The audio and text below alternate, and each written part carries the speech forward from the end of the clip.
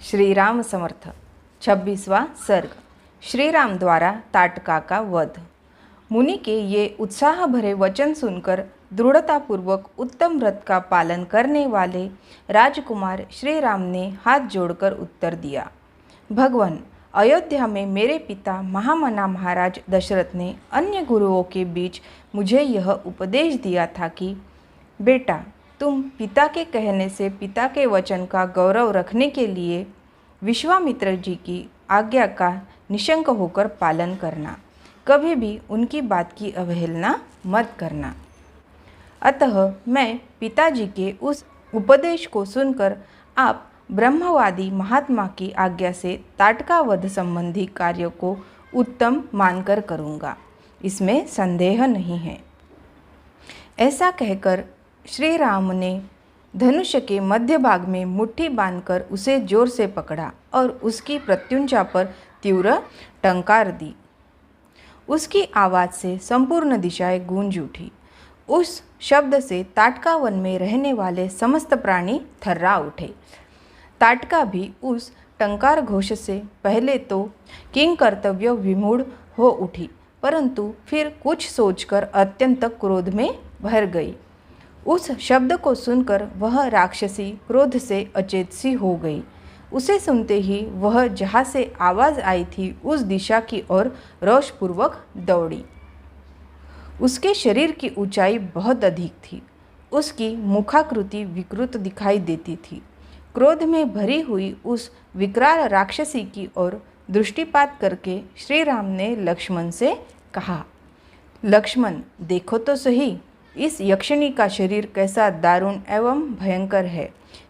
इसके दर्शन मात्र से भीरु पुरुषों के हृदय विदीर्ण हो सकते हैं। माया बल से संपन्न होने के कारण यह अत्यंत दुर्जय हो रही है। देखो, मैं अभी इसके कान और नाक काटकर इसे पीछे लौटने को विवश किए देता हूँ। यह अपने स्त्री स्वभाव के कारण रक्षित है, अतः मुझे इसे मारने में उत्साह नहीं है। मेरा विचार यह है कि मैं इसके बल पराक्रम तथा गमन शक्ति को नष्ट कर दूं। श्री राम इस प्रकार कह ही रहे थे कि क्रोध से अचेत हुई ताटका वहाँ आ पहुँची और एक बाह उठाकर गर्जना करती हुई इन्हीं की ओर झपटी। यह देख ब्रह्मर्षि विश्वामित्र ने अपने हुंकार के द्वारा उसे डांट कर कहा, रघुकुल के इन दोनों राजकुमारों का कल्याण हो, उनकी विजय हो। तब ताटका ने उन दोनों रघुवंशी वीरों पर भयंकर धूल उड़ाना प्रारंभ किया। वह धूल का विशाल बादल सा छा गया। उसके द्वारा उसने श्री राम और लक्ष्मण को 2 घड़ी तक मोह में डाल दिया। तत्पश्चात माया का आश्रय लेकर वह उन दोनों भाइयों पर पत्थरों की बड़ी भारी वर्षा करने लगी। यह देख रघुनाथ जी उस पर कुपित हो उठे।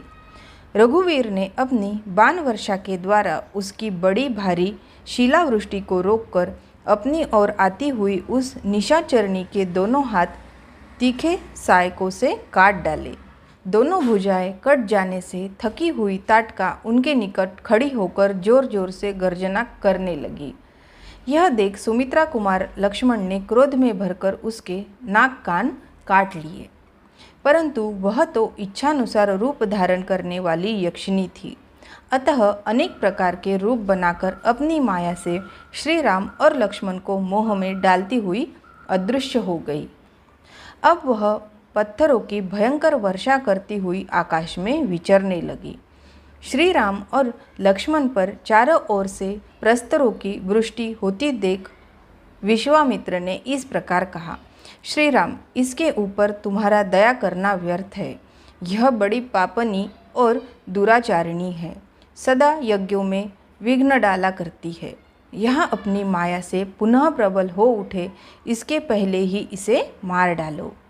अभी संध्या काल आना चाहता है, इसके पहले ही यह कार्य हो जाना चाहिए, क्योंकि संध्या के समय राक्षस दुर्जय हो जाते हैं। विश्वामित्र जी के ऐसा कहने पर श्री राम ने शब्दवेधी बाण चलाने की शक्ति का परिचय देते हुए बाण मारकर प्रस्तरों की वर्षा करने वाली उस यक्षिणी को सब ओर से अवरुद्ध कर दिया।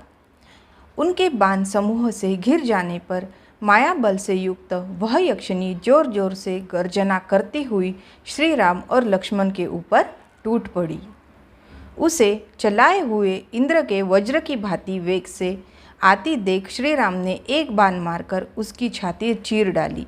तब ताटका पृथ्वी पर गिरी और मर गई। उस भयंकर राक्षसी को मारी गई देख देवराज इंद्र तथा देवताओं ने श्री राम को साधुवाद देते हुए उनकी सराहना की। उस समय सहस्त्रलोचन इंद्र तथा समस्त देवताओं ने अत्यंत प्रसन्न एवं हर्षोत्फुल्ल होकर विश्वामित्र जी से कहा, मुने, आपका कल्याण हो। आपने इस कार्य से इंद्र सहित संपूर्ण देवताओं को संतुष्ट किया है। अब श्री राम पर आप अपना स्नेह प्रकट कीजिए। ब्राह्मण प्रजापति कुशाश्व के अस्त्र रूपधारी पुत्रों को, जो सत्य पराक्रमी तथा तपोबल से संपन्न है, श्री राम को समर्पित कीजिए। यह आपके अस्त्रदान के सुयोग्य पात्र है तथा आपके अनुसरण में तत्पर रहते हैं। श्री राम के द्वारा देवताओं का महान कार्य संपन्न होने वाला है। ऐसा कहकर सभी देवता विश्वामित्र जी की प्रशंसा करते हुए प्रसन्नतापूर्वक आकाश मार्ग से चले गए। तत्पश्चात संध्या हो गई। तदनंतर ताटका वध से संतुष्ट हुए मुनिवर विश्वामित्र ने श्री रामचंद्र जी का मस्तक सूंघकर उनसे यह बात कही, शुभ दर्शन राम, आज की रात में हम लोग यही निवास करेंगे। कल सवेरे अपने आश्रम पर चलेंगे।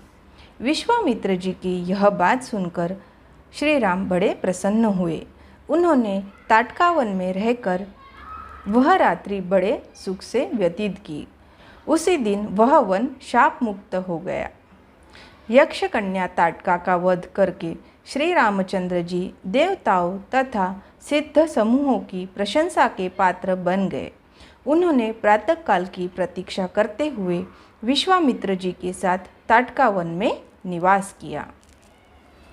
इस प्रकार श्री वाल्मीकि निर्मित आर्ष रामायण आदि काव्य की बालकांड में 26वां सर्ग पूरा हुआ।